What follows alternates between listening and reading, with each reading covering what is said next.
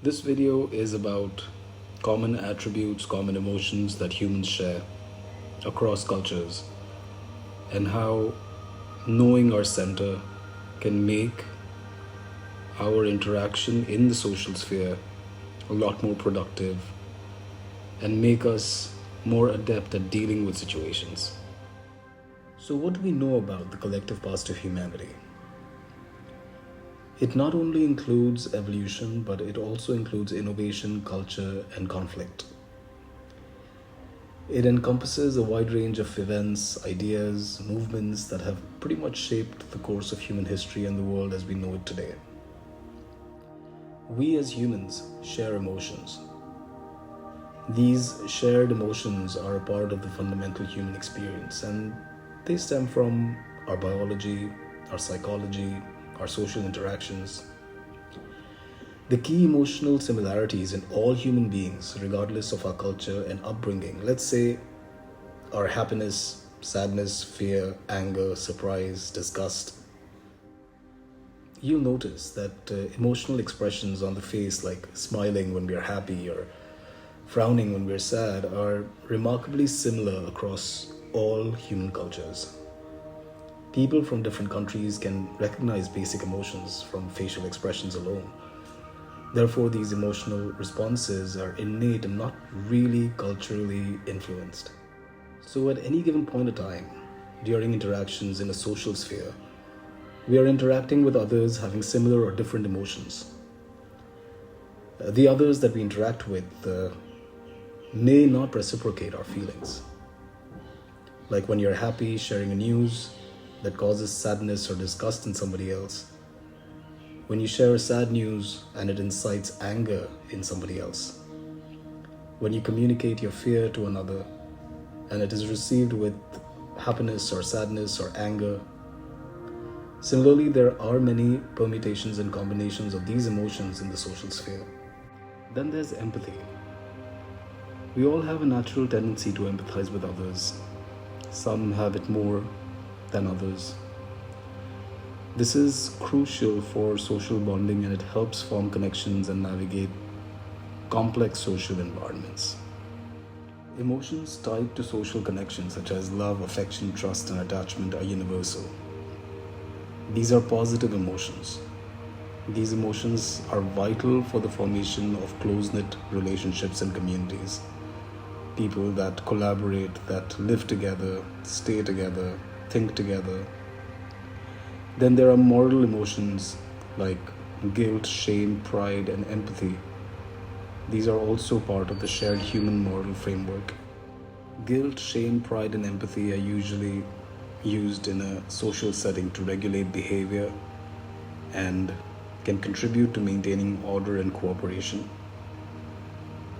We also, in our own sentiments, give into these emotions because of the bond that we share in the social circle. Then the emotional responses of stress and anxiety, these are often triggered by the fear of the unknown or concern for our safety. These are also quite common. So humans have an innate fight or flight response to perceived threats, which can lead to feelings of anxiety, worry, or tension. Then there are these very strong feelings of grief that we experience when we lose somebody we love. There is the feeling of humor, experiencing humor, laughter, which we share across cultures, even though what we may consider as funny may differ from culture to culture. Once you know your center, many of these feelings, which are positive, remain intact. It is the negative feelings that you're able to tread faster and become more efficient in dealing with. Once we know through our center what types of bonds work best for us, we're able to feel love, affection, trust, and attachment, not only when we are interacting with others, but also within ourselves. This is important because this reduces many negative moral emotions we feel concerning ourselves, that of guilt and shame being the foremost. When we know our center, we are able to react to a stressful situation more efficiently, immediately creating a path for ourselves in a constructive way to distance ourselves from the negative feeling to a feeling of affection and trust again. Knowledge of the ways our communication is responded to becomes important because of the implications it has on our subsequent actions and reactions. Many of the ways that these emotions are reciprocated is based on the relationship we share with the individuals we interact with, the circle within which they may fall.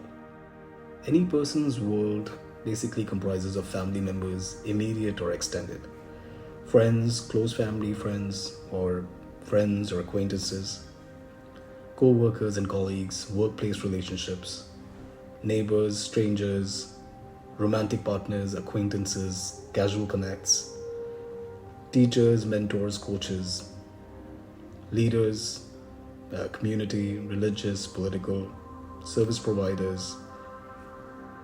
With each of these categories of humans, we share a different equation.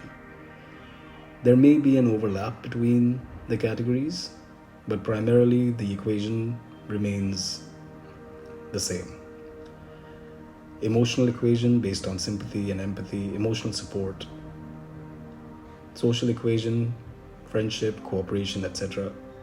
Family equations, which is mostly blood related, that is parent-child, siblings, etc. Professional equations based on teamwork, leadership, mentorship, again there is collaboration. Romantic relationships, there's attraction, love. Cultural and societal equations, transactional relationships, that's negotiations, exchange, etc. There's philosophical or existential relations equation. Each of these relationships or interactions can be thought of as an equation because they often involve a balance or exchange of certain factors that creates a dynamic interaction. These types of equations can be positive or negative, depending on the balance of these elements in any given situation. If we know our centers well, which we will come to later, with the basic understanding of the equations we share within the social sphere, we can make our outlook towards life a lot more positive. With that, until next time.